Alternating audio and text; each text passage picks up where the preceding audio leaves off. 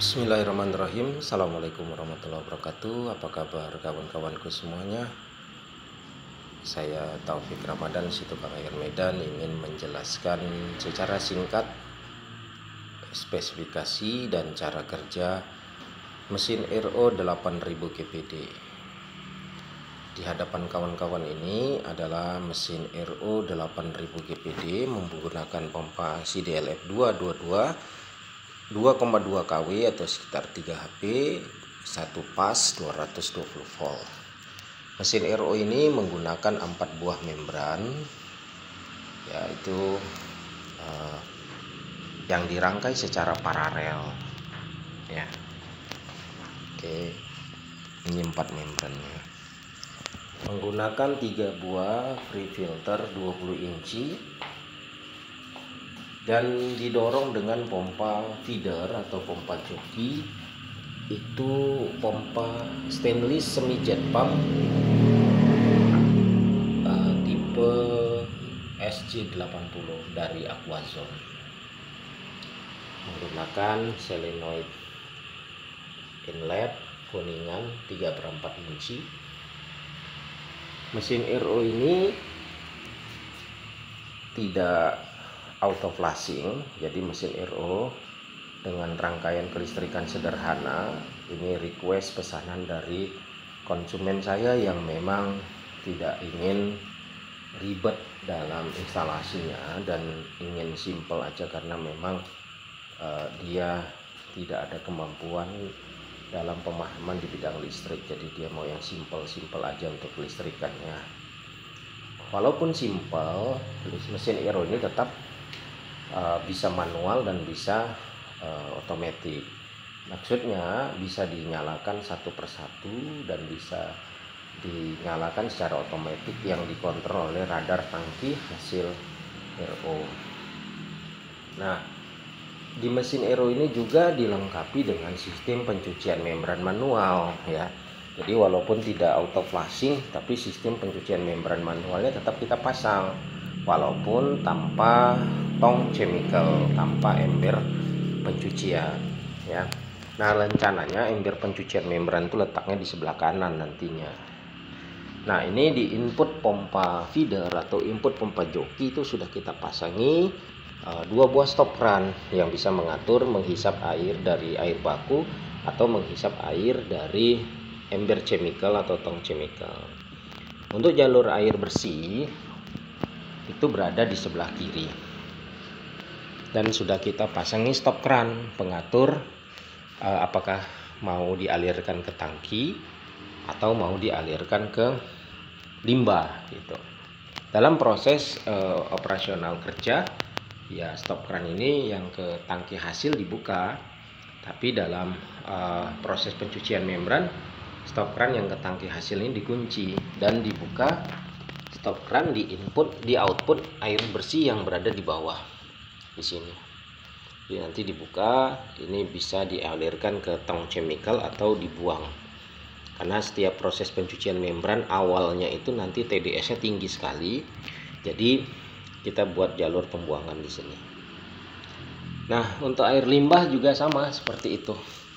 Kita berikan juga 2 buah stop keran ya. Yang mana untuk stop keran bagian atas ini jalur air limbah untuk ke pembuangan. Nah, stop keran yang paling bawah ini untuk ke ember chemical, ke tong chemical. Dikunci ketika proses penyaringan dan dibuka ketika proses pencucian membran. Ya, jadi mesin RO ini 8000 tapi minimalis ya, tapi hasil kerjanya kita jamin maksimal ya. Nah, kita sediakan juga stop keran backup atau stop keran bypass ya, atau stop keran pencucian membran, atau yang juga disebut manual flashing. Kalau auto flashing kan dia pakai solenoid ya, manual flashing tidak, dia pakai stop keran biasa aja seperti ini. Daripada memutar-mutar stop keran pengatur tekanan membran, ya udah kita buatkan jalur di sini untuk membuka secara manual. Oke. Untuk kelistrikan mesin RO nya kita buat simple. Kalau hendak menghidupkan secara manual, Kita tinggal putar sebelah ini, sebelah kiri untuk khusus pompa feeder. Maka ketika pompa joki menyala, solenoid menyala, TDS monitor juga menyala. Nah, TDS monitor kita setel mau ke ppm atau ke Celsius atau ke ini kalibrasinya atau ke microsiemen ya.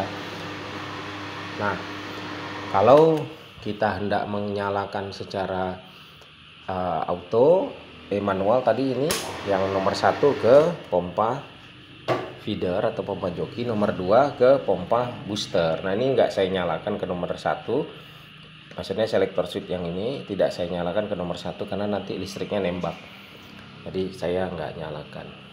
Nah, kalau mau buat auto gimana Bang? Kalau mau buat auto, pindahin ke dua-dua seperti ini, maka kontaktor akan menyala. Nah, kontaktor yang menyala ini karena radar tangkinya sudah saya bypass, saya sambungkan, singkatkan radar tangkinya. Jadi di sini untuk autonya itu posisinya dua-dua. Nah, nanti kalau ini untuk mematikannya. Nah, proses untuk auto setelah nanti ini kontaktor nyala, baru kita naikin MCB-nya. Yang ini untuk menyalakan pompa joki, yang ini untuk menyalakan pompa booster. Ya, kalau normal ya 00 kan seperti ini, jadi lebih simpel kelistrikannya. Jadi itulah sekedar penjelasan singkat bagaimana cara kerja mesin RO 8000 GPD ini. Oh iya, ada yang lupa saya, ini kapasitas produksi dari mesin RO 8000 GPD ini, dia punya kapasitas produksi airnya itu sekitar 24 liter per menit kalau kita pakai membran tipe ULP. Tapi kalau kita pakai membran tipe XLP, ini bisa dapat 28 liter per menit ya. Nah, untuk rangkaian itu kita paralelkan karena ini pemiliknya dia akan menggunakan membran XLP, membran yang low pressure, jadi masih bisa dihubungkan secara paralel ya. Nah, kalau nanti kawan-kawan yang pakai membran berat seperti ULP, rekomendasi saya ini dihubungkan secara seri rangkaian membrannya. Untuk daya listrik, ini kawan-kawan harus punya daya listrik itu untuk mesin RO ini saja ya, itu 2200, harus punya daya listrik 2200. Kenapa? Karena pompa boosternya sudah 2200 watt, 2,2 kW atau sekitar 12,7 ampere ya. Jadi listriknya harus besar. Untuk pompa joki itu biasa sekitar 575 watt ya.